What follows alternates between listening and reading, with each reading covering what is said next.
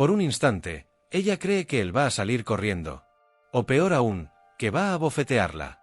Quiero verte a los ojos, dice, conteniendo el temblor. Dime que no le has hecho nada a ella. El silencio pesa. Después, una respuesta seca.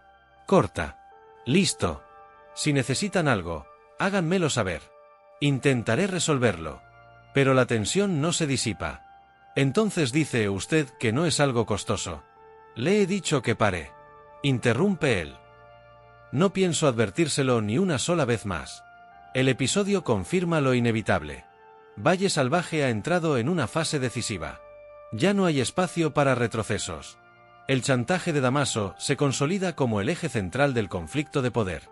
Su exigencia no solo amenaza la posición de José Luis, fractura el equilibrio familiar. Porque ahora Rafael está directamente implicado. Las dudas se instalan. Las expectativas crecen.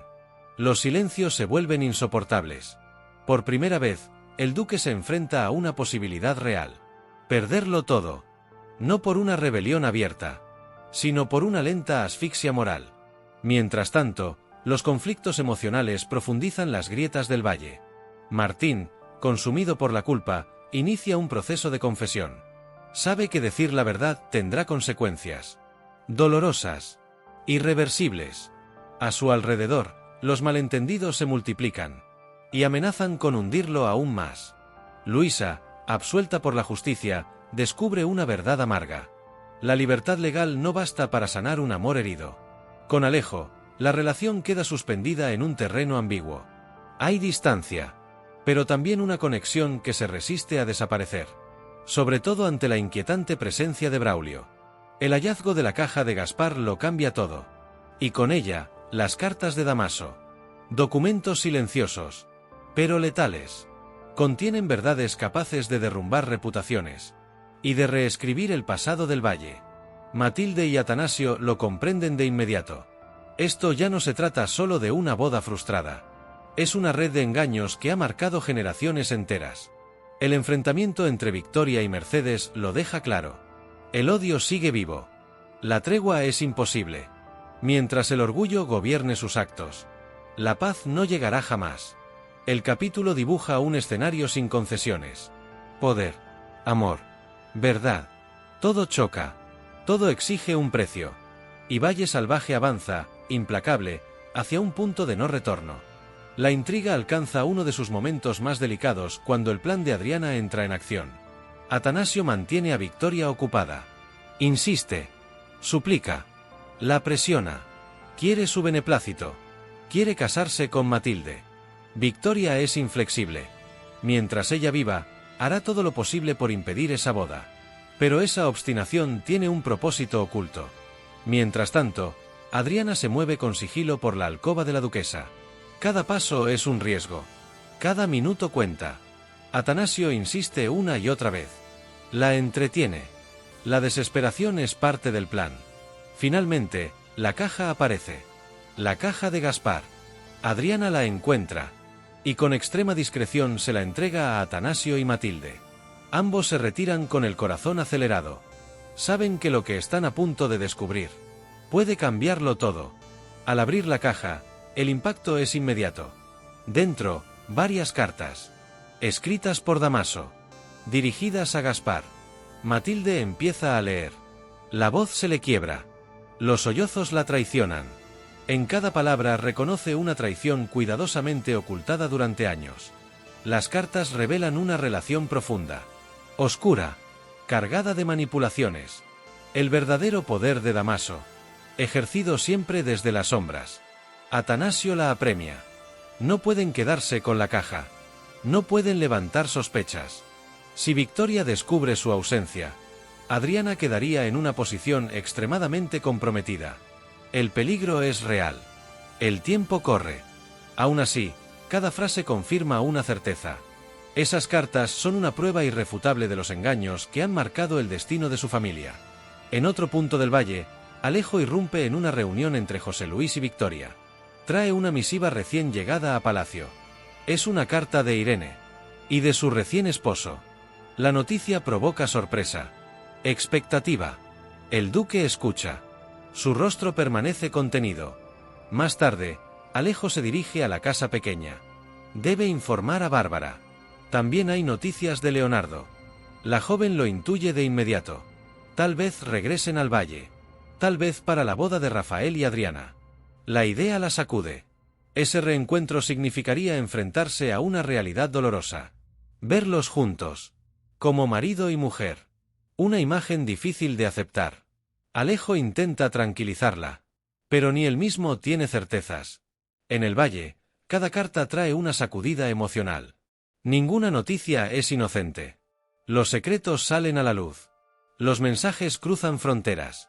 Y las cartas de Damaso y Gaspar ya no son solo recuerdos del pasado. Son una amenaza latente. Mientras algunos intentan proteger la verdad, otros ignoran que el destino del valle empieza a escribirse. Línea a línea. En papeles que nunca debieron salir a la luz. La presión sobre José Luis alcanza un punto casi insoportable. Damaso decide ir más allá. Ya no insinúa. Ya no espera. Exige. Quiere que el duque adelante su regalo de boda para Rafael. La escena está cargada de tensión. Con su tono aparentemente cordial, Damaso recuerda que ha cumplido su parte. Ha devuelto a los jornaleros. Se ha mostrado colaborador. Ahora, según él, le toca a José Luis demostrar gratitud. Rafael escucha. Incómodo. Confundido. Al principio no entiende. Pero las piezas empiezan a encajar. La curiosidad se transforma en sorpresa. El regalo no es material. Es político. La abdicación del ducado. Damaso lo plantea como algo natural. Casi inevitable. El mejor legado que un padre puede ofrecer a su hijo. Rafael permanece en silencio. Dividido entre la expectativa y el respeto hacia su padre. No se atreve a intervenir. José Luis reacciona con una sonrisa nerviosa. Una mueca que apenas logra ocultar el enfado. Y el miedo. La exigencia de Damaso lo coloca en una posición humillante. No se trata solo de perder el poder. Se trata de hacerlo delante de su propio hijo. El duque intenta esquivar el tema. Recuerda que son vecinos. Que no hay deudas pendientes. Pero Damaso no se deja desviar. Su mirada firme. Su insistencia silenciosa. Dejan claro que no se marchará sin haber sembrado la idea. La conversación termina sin una respuesta definitiva. Pero el daño ya está hecho. Rafael se queda con una pregunta clavada en la mente. José Luis lo comprende de inmediato. El chantaje ha entrado en una nueva fase. Ya no es solo una amenaza externa. Es una grieta abierta en el núcleo de su familia. El poder que sostuvo durante años con mano firme ahora amenaza con escapársele entre los dedos. Mientras Damaso se retira, satisfecho por haber avanzado un paso más. El valle sigue su curso, ajeno a la tormenta que comienza a gestarse. Sin embargo, la sombra de la abdicación empieza a proyectarse sobre todos. La autoridad del duque se ve cuestionada como nunca antes. Y el cambio de poder deja de ser una posibilidad lejana, para convertirse en un conflicto inminente que podría redefinir el destino de Valle Salvaje.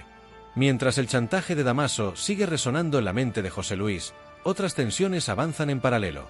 Adriana se cruza con el duque en la capilla, un lugar destinado al recogimiento, que hoy se transforma en escenario de presión silenciosa. Con respeto, pero con una determinación evidente, Adriana le expresa su convicción. Rafael sería un excelente sucesor. Habla del prestigio del escudo familiar, de la continuidad del apellido, de la necesidad de un relevo que garantice estabilidad. Sus palabras caen como un golpe sordo. José Luis no puede evitar preguntarse si Adriana es consciente de lo que dice, o si, en el fondo, está alineada con Damaso. La duda se suma a su creciente sensación de aislamiento. Empieza a percibir que quienes lo rodean, incluso los que siempre consideró leales, podrían estar preparándose para un futuro sin él al frente. La capilla no ofrece consuelo, solo intensifica la presión. Cada gesto adquiere un doble significado. José Luis se marcha con una certeza inquietante. El tiempo juega en su contra. En otro punto del valle, Luisa y Alejo vuelven a cruzarse. No por voluntad propia, sino por una preocupación compartida. Braulio. Adriana, incapaz de comprender por qué Luisa ha dejado de luchar por su relación, le exige una explicación. Luisa responde con una serenidad forzada. Confiesa que ha sido Alejo quien se lo ha pedido. No es resignación. Es obediencia a un límite que él mismo ha marcado. Aún así, la cercanía entre ambos no desaparece del todo. Hay un problema común que los obliga a comunicarse. Luisa expresa su incomodidad por la presencia constante de Braulio en la casa pequeña. Sus visitas reiteradas la perturban. Reavivan un malestar difícil de explicar. Por eso le pide a Alejo que haga algo. Que reduzca esas visitas. Alejo escucha con atención. Sabe que no es un capricho. La reconciliación parece lejana. Pero esta interacción demuestra que, pese a las heridas, aún existe un vínculo que los une. Así, mientras unos presionan por el poder y otros intentan protegerse del pasado, el valle se llena de decisiones pequeñas, que acumuladas empiezan a inclinar la balanza. Nada se resuelve, pero todo avanza hacia un punto de ruptura. Un momento en el que las intenciones ocultas y los miedos compartidos saldrán a la luz. La tensión alcanza su punto más explosivo cuando la rivalidad entre Victoria y Mercedes vuelve a estallar. A pesar de haber prometido a José Luis que dejaría en paz a su antigua enemiga, Victoria no puede resistirse. La cercanía de la boda de Rafael se convierte en la excusa perfecta. El conflicto nunca estuvo dormido. Victoria se presenta en la casa pequeña con actitud provocadora, decidida a marcar territorio, a recordar a Mercedes que sigue considerándose por encima de ella. Con ironía calculada, pregunta dónde deben enviar la invitación de boda para su esposo, Bernardo. El tono es venenoso. Mercedes le pide que no siga por ese camino. Su voz tiembla entre la rabia y el cansancio de años de humillaciones. Pero Victoria no se detiene. Sugiere que quizá la invitación deba enviarse a alguna taberna de mala muerte, donde Bernardo esté dilapidando su patrimonio junto a una meretriz. La ofensa es directa, brutal. Mercedes pierde el control.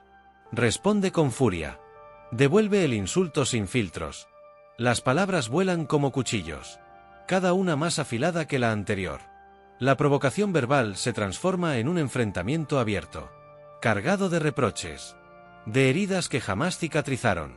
Un auténtico rosario de la aurora. Ninguna está dispuesta a ceder. El choque no es solo personal. Es simbólico. Representa la imposibilidad de reconciliación entre dos formas opuestas de entender el poder, la dignidad y el orgullo. Quienes presencian la escena lo comprenden. Esta guerra no es un capricho. Es una fuerza destructiva, capaz de arrastrar a todos. Cuando finalmente se separan, el daño ya está hecho. Las palabras no pueden retirarse. Las consecuencias son inevitables. El valle entero parece contener la respiración, consciente de que este nuevo choque no quedará sin respuesta. El capítulo se cierra con una certeza inquietante. En Valle Salvaje, las luchas personales y las ambiciones ocultas convergen en un mismo punto. Un futuro incierto, donde nadie saldrá indemne. Y mientras tanto, Damaso se prepara para dar un paso más en su estrategia de presión contra José Luis. Damaso ya no se conforma con insinuaciones, ni con advertencias veladas. Esta vez es directo. Le deja claro que su vida, su título y su posición en la corte dependen exclusivamente de su obediencia. En una conversación cargada de amenaza silenciosa, le advierte algo aún más inquietante. Debe cuidarse como si fuera inmortal, porque si algo llegara a ocurrirle, en apenas 7 días, todo el mundo conocería secretos capaces de destruirlo para siempre. No son rumores, son verdades. Verdades cuidadosamente guardadas, esperando el momento oportuno para salir a la luz. Y Damaso está dispuesto a utilizarlas. Pero el chantaje no termina ahí. Añade una exigencia todavía más humillante. José Luis debe abdicar, y hacerlo a favor de su hijo, Rafael. Si se niega, no solo verá arruinada su imagen, también quedará truncado cualquier intento de ascenso o reconocimiento en la corte. El duque escucha. El gesto rígido, la mandíbula tensa. Sabe que está atrapado. La autoridad que construyó durante años ahora pende de un hilo sostenido por el miedo. La sonrisa forzada con la que intenta disimular su incomodidad no engaña a nadie, y mucho menos a Damaso. Él disfruta del momento, de verlo acorralado. Desde entonces, la presión se extiende como una sombra sobre cada decisión del duque. Ya no actúa con la seguridad de antes. Cada paso está calculado, cada palabra medida. En su interior, la rabia y la humillación se mezclan con el terror a perderlo todo. Abdicar significaría renunciar al poder que ha defendido con uñas y dientes. Pero resistirse podría ser aún más peligroso. Damaso, por su parte, se retira satisfecho. Ha dejado claro quién mueve ahora los hilos. Y ha sembrado una inquietud que no hará más que crecer. Su estrategia es precisa. No necesita atacar de frente. Prefiere desgastar, debilitar, consumir a su enemigo desde dentro. El valle comienza a percibirlo. El duque ya no es intocable. Y esa primera grieta marca el inicio de una nueva etapa, donde el poder se redefine bajo la amenaza y el chantaje. Lejos de limitarse al enfrentamiento directo, Damaso continúa tejiendo su red. Con Mercedes adopta un tono muy distinto. Sereno. Conciliador. Ella le confiesa su preocupación tras haber hablado con Victoria. Por primera vez, se ha planteado poner fin a la guerra entre ambas casas. Mercedes teme que ese conflicto eterno termine arrastrándolo todo, incluso a los más jóvenes, hacia un destino sin salida. Damaso la escucha con atención, y con palabras medidas le asegura que su única intención es proteger a sus sobrinos, y garantizar un futuro estable para el valle. En ese discurso, Rafael ocupa un lugar central. Damaso afirma, convencido, que será un gran duque. Justo. Capaz de traer la paz que tanto se ha perdido.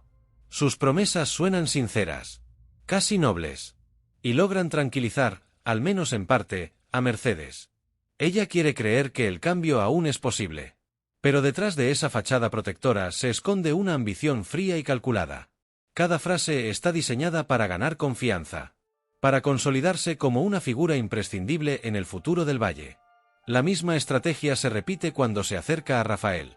Damaso le devuelve los 30 jornaleros que José Luis se vio obligado a prestarle bajo amenaza. Presenta el gesto como una muestra de agradecimiento, de buena voluntad. Lo hace delante del propio duque. Deja claro que no guarda rencor, que entre vecinos deben ayudarse. Rafael, sorprendido y agradecido, acepta el gesto, sin sospechar del todo lo que se oculta detrás. Entonces, Damaso aprovecha. Le habla de un regalo de boda especial, pero deja caer que no se compara con el que su propio padre tiene preparado para él. La curiosidad despierta de inmediato. Rafael no logra ocultar su intriga. Poco a poco, Damaso va empujando la conversación hacia un terreno incómodo, peligroso, hasta que finalmente lo sugiere. Ese gran regalo no es otro que la abdicación del ducado. La escena resulta asfixiante para José Luis. Forzado a sonreír, entiende que Damaso ha logrado algo peor que una amenaza. Ha involucrado a su propio hijo. Mientras Rafael escucha dividido entre la sorpresa y la expectativa. El duque siente como el control se le escapa lentamente de las manos. Damaso se retira una vez más. Satisfecho.